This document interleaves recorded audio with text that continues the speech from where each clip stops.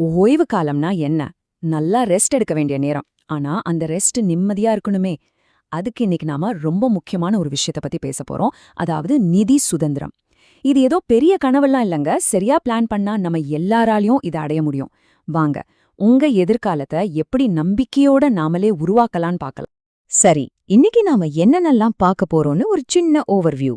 முதல்ல உங்க பணத்துக்கும் உங்க எதிர்காலத்துக்கும் என்ன சம்பந்தம்னு பாப்போம். அப்புறம் நமக்கு தெரியாமையே வர்ற சில தடைகள் என்னன்னு தெரிஞ்சுக்கலாம். மூணாவதா உங்க பணத்தை பாதுகாக்க ஒரு கோட்டைய எப்படி கட்டுறதுன்னு சொல்றேன். நாலாவதா 3 பேரோட நிஜ வாழ்க்கை கதைகள் மூலியமா சில விஷயங்களை கத்துக்கலாம். அடுத்து நாம செய்யக்கூடாத தவறுகள் என்னன்னு பாப்போம். கடைசியா சரி, இதுக்கப்புறம் நாம என்ன செய்யணும், நம்மளோட அடுத்த ஸ்டெப் என்னவா இருக்கணும்னு டிஸ்கஸ் பண்ணலாம். வாங்க ஆரம்பிக்கலாம். ஓகே, நம்மளோட பகுதிக்கு வந்தாச்சு. ரிட்டையர்மெண்ட் பிளானிங்னு சொன்னோன்னே அது ஏதோ பெரிய மலைய தூக்குற மாதிரி நினைக்கிறீங்களா? அப்படிலாம் இல்லவே இல்ல. உண்மையில அது ஒரு பயணம் மாதிரி. சரியான மேப் இருந்தா போதும், அந்த பயணத்தை ரொம்ப ஈஸியா சக்சஸ்ஃபுல்லா முடிச்சிடலாம். இப்போ ஒரு முக்கியமான கேள்வி, ரொம்ப ரொம்ப அடிப்படையான கேள்வி. உங்க பணம் உங்களை விட அதிக நாள் வாழுமா? யோசிச்சு பாருங்க. நாம இவ்ளோ கஷ்டப்பட்டு உழைச்சு சம்பாதிக்கிற பணம் நம்மளோட கடைசி காலம் வரைக்கும் நம்ம கூட இருக்குமா? நம்மள கைவிட்டுறாதா? இது வெறும் பணத்தை பத்தின கேள்வி இல்லைங்க. இது நம்ம சுயமரியாதை, நம்ம சுதந்திரம் சம்பந்தப்பட்ட ஒரு கேள்வி. ஏன் எவ்ளோ சீக்கிரம் முடியுமோ அவ்ளோ சீக்கிரம் பிளான் பண்ண ஆரம்பிக்கணும்னு சொல்றோம்? அதுக்கு ஒரே காரணம் தான், காம்பவுண்டிங், அதாவது கூட்டு வட்டி. இது ஒரு சூப்பர் பவர் மாதிரி. ஒரு சின்ன பனி உருண்டிய மலை உச்சியிலிருந்து உருட்டி விட்டா என்ன ஆகும்? போக போக அதுவே பெருசாகிட்டே போகும் இல்லையா? நம்ம பணமும் அப்படிதான். சின்னதா ஆரம்பிச்சாலும் அதுக்கு கிடைக்கிற வட்டிக்கும் சேர்த்து வட்டி கிடைக்கும்போது அது ஒரு பெரிய தொகையா மாறிடும். இதுதான் அந்த கூட்டு வட்டியோட மேஜிக். இது உங்களுக்கு மன நிம்மதியும் கொடுக்கும், உங்க சுமையையும் குறைக்கும். ஆனா நம்ம சேமிப்பு பயணத்துல சில கண்ணுக்கு தெரியாத எதிரிகள் இருக்காங்க. அவங்க சத்தமே இல்லாம வந்து நம்ம கஷ்டப்பட்ட சேர்த்த பணத்தோட மதிப்பை திருடிட்டு போயிடுவாங்க. யார் அந்த எதிரிகள்? வாங்க பார்க்கலாம். அந்த எதிரிகள்ல எதிரி பணவீக்கம், அதாவது இன்ஃப்ளேஷன். இது ஒரு சைலண்ட் கில்லர்னு கூட சொல்லலாம். அது உங்க பாக்கெட்ல இருந்து பணத்தை எடுக்காது, ஆனா உங்க பணத்தோட மதிப்பையே குறைச்சிடும். சிம்பிளா சொல்லணும்னா, 10 வருஷத்துக்கு முன்னாடி 100 ரூபாய்க்கு நீங்க வாங்கின பொருளை இன்னைக்கு அதே 100 ரூபாய்க்கு வாங்க முடியுமா? கண்டிப்பா முடியாது இல்லையா? இதுக்கு பேர் தான் பணவீக்கம். இந்த நம்பரை பாருங்கள, எனக்கே கொஞ்சம் ஷாக்கிங்கா தான் இருக்கு. அதாவது வெறும் 5% பணவீக்கத்துல இன்னைக்கு உங்ககிட்ட இருக்கிற 1,00,000 ரூபா 20 வருஷம் கழிச்சு வெறும் 37,000 சொச்சம் ரூபா மதிப்புக்கு தான் சமமா இருக்கும். கிட்டத்தட்ட 60,000 ரூபாய்க்கு மேல காணாம போயிடும். இதுதான் பணவீக்கத்தோட உண்மையான முகம். இத நம்ம கண்டுக்காம விட்டோம்னா நம்ம எதிர்காலமே ஒரு பெரிய கேள்விக்குறிதான். இன்ஃப்ளேஷன் மட்டும் நம்ம எதிரி இல்ல, இன்னும் சில விஷயங்களையும் நம்ம கணக்குல எடுத்துக்கணும். உதாரணத்துக்கு, நம்ம சம்பளம் ஏற ஏற நம்ம செலவும் ஏறிட்டே போகும். இதுக்கு பேரு லைஃப் ஸ்டைல் இன்ஃப்ளேஷன். அப்புறம் ஹாஸ்பிட்டல் செலவெல்லாம் எப்படி ராக்கெட் வேகத்துல போகுதுன்னு உங்களுக்கே தெரியும். இன்னொரு முக்கியமான விஷயம், நம்ம எல்லாரும் இப்போ முன்ன விட அதிக நாள் வாழ்றோம். அதனால நம்ம சேமிப்பும் அதிக நாளைக்கு தாக்கு பிடிக்கணும். இது எல்லாத்தையும் யோசிச்சு பிளான் பண்ணனாதான் அது ஒரு கம்ப்ளீட் ரிட்டையர்மெண்ட் பிளான். சரி, இப்போ வரைக்கும் பிரச்சனைகளை பத்தி பார்த்தாச்சு.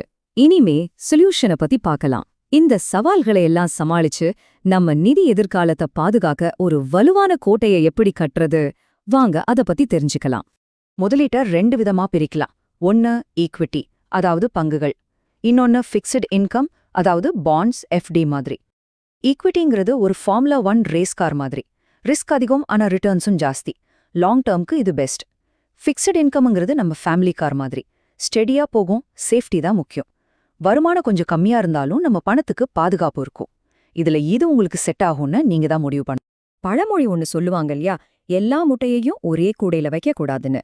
அதேதான் இன்வெஸ்ட்மெண்ட்டுக்கும். நம்ம பணத்தை equity, fixed income, real estate, தங்கம்னு இப்படி பிரிச்சு முதலீடு செய்யணும். இதுக்கு பேர் தான் டைவர்சிஃபிகேஷன். இப்படி பண்றதுனால ரிஸ்க் கம்மியாகி ஒரு ஸ்டேபிளான வளர்ச்சி நமக்கு கிடைக்கும். இந்த கலவை சரியா அமைஞ்சா வெற்றி நிச்சயம். சரி, இப்போ தியோரி எல்லாம் போதும், வாங்க பிராக்டிக்கலா சில உதாரணங்களை பார்க்கலாம். ரோஹன், பிரியா, சுரேஷ்னு 3 பேரை பார்க்க போறோம். இவங்க 3 பேரும் வேற வேற வயசுல தங்களோட ரீடைர்மெண்ட் பயணத்தை தொடங்குறாங்க. இவங்களோட கதை மூலியமா நாம சில முக்கியமான விஷயங்களை கத்துக்க போறோம். முதல்ல ரோஹன். அவருக்கு வயசு 35. அவர்கிட்ட இருக்கிற மிகப்பெரிய பிளஸ் பாயிண்ட் டைம். இந்த டைமை அவர் எப்படி யூஸ் பண்றாருன்னு பார்க்கலாம். இந்த டேபிள பாருங்க. ரோஹன் வெறும் ஃபிக்ஸ்டு டெபாசிட்ல மட்டும் பணத்தை போட்டிருந்தா அவருக்கு ரிட்டைர்மெண்ட்ல கிட்டத்தட்ட 5 கோடி ரூபாய் தேவைப்பட்டிருக்கும். அதே சமயம் பங்குச்சந்தையில முதலீடு பண்ணியிருந்தா 3 கோடி ரூபாயே போதும். கிட்டத்தட்ட 2 கோடி ரூபாய் வித்தியாசம். பாத்தீங்களா, சரியான இன்வெஸ்ட்மெண்ட் முடிவு நம்ம வேலையை எவ்வளவு சுலபமாக்குதுன்னு. அடுத்து பிரியா. அவங்களுக்கு வயசு 45. ரோஹனை கம்பேர் பண்ணும்போது இவங்களுக்கு டைம் கொஞ்சம் கம்மி தான். அதனால இவங்க இன்னும் கொஞ்சம் ஜாக்கிரதையா பிளான் பண்ணணும். பிரியாவோட கணக்கு பாத்தீங்கன்னாலும் இன்வெஸ்ட்மெண்ட் முடிவுல 1 கோடி ரூபாய்க்கு மேல வித்தியாசம் வருது. அவங்க இன்னும் கொஞ்சம் சீக்கிரமா ஆரம்பிச்சிருந்தாங்கன்னா இந்த வித்தியாசம் இன்னும் அதிகமா இருந்திருக்கும். இதுல இருந்து என்ன தெரியுது? லேட்டா ஆரம்பிக்கிறது ஒரு தப்புனா, தப்பான இடத்துல முதலீடு பண்றது அதை விட பெரிய தப்பு. கடைசியா சுரேஷ். இவருக்கு வயசு 55. ரிட்டையர்மெண்ட்டுக்கு ரொம்ப பக்கத்துல இருக்காரு. இப்போ இவருக்கு வளர்ச்சி மட்டும் முக்கியம் இல்ல, சேமிச்ச பணத்தை பாதுகாக்கிறதும் ரொம்ப ரொம்ப முக்கியம். ரிட்டையர் ஆக இன்னும் 5 வருஷம்தான் இருக்கு. ஆனாலும் பாருங்க, அவரோட இன்வெஸ்ட்மெண்ட் முடிவுகள் பல லட்ச ரூபாய் வித்தியாசத்தை உண்டாக்குது. இதுலேருந்து நம்ம கத்துக்க வேண்டிய பாடம் என்னன்னா, ஆரம்பிக்கிறதுக்கு எப்பவுமே லேட் கிடையாது. கடைசி நிமிஷத்துல எடுக்கிற சரியான முடிவுகள் கூட ஒரு பெரிய மாற்றத்தை கொண்டு வரும். ஓகே, ஜெயிச்சவங்களோட கதைய பார்த்தாச்சு. இப்போ மத்தவங்க செஞ்ச தவறுகள்ல இருந்து நாம பாடம் கத்துக்கலாம். இந்த பண பொறிகள்ல நீங்க சிக்காம இருந்தீங்கன்னா உங்க பயணம் இன்னும் சுலபமா பாதுகாப்பா இருக்கும். இந்த 6 தவறுகளை மட்டும் செஞ்சிடாதீங்க. ரொம்ப லேட்டா ஆரம்பிக்கிறது, பணவீக்கத்தை கண்டுக்காம விடுறது, சரியான இன்வெஸ்ட்மெண்ட்ல போடாம இருக்கிறது, பாதியில பணத்தை எடுக்கிறது, வெறும் பிஎஃப் பணத்தை மட்டும் நம்பிட்டு இருக்கிறது, அப்புறம் வரிய பத்தி யோசிக்காம இருக்கிறது. இதுல முக்கியமா நம்ம பலரும் பண்ற தப்பு பிஎஃப் பணம் போதும்னு நினைக்கிறது தான். பிஎஃப் நல்லதுதான், ஆனா அது மட்டுமே உங்க ரிட்டையர்மெண்ட்க்கு பத்தாது. அதனால புத்திசாலித்தனமா பிளான் பண்ணி இந்த தவறுகளை தவிர்த்திடுங்க. சரி, இவ்ளோ தூரம் வந்தாச்சு. இப்போ நம்ம இலக்கு என்னென்ன மறுபடியும் ஒரு தடவை ஞாபகப்படுத்திக்கிட்டு அந்த இலக்கை அடைய நாம எடுக்க வேண்டிய முதல் அடி என்னன்னு பார்க்கலாம். நம்மளோட இலக்கு என்ன?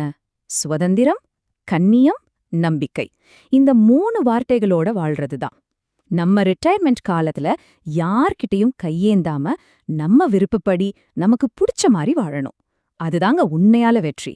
அதுக்காகத்தான் இந்த அத்தனை மெனக்கெடலும். இந்த நிதி பயணத்துல நீங்க தனியா போகணும்னு அவசியம் இல்ல. உங்களுக்கு உதவி பண்ண ஒரு நிதி ஆலோசகர் இருக்காரு. அவர் ஒரு கைடு மாதிரி உங்க தேவைகளை புரிஞ்சுக்கிட்டு உங்களுக்கான பெஸ்ட் பிளானை உருவாக்கி கொடுப்பாரு.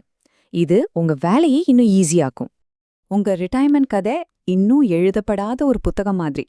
அந்த புத்தகத்தோட முதல் அத்தியாயத்தை எழுத போற பேனா உங்க கையில தான் இருக்கு. அப்போ உங்க கதையோட முதல் சாப்டர் என்னவா இருக்க போகுது? யோசிங்க. முதல் அடியை எடுத்து வைங்க. உங்க எதிர்காலம் உங்க கையில.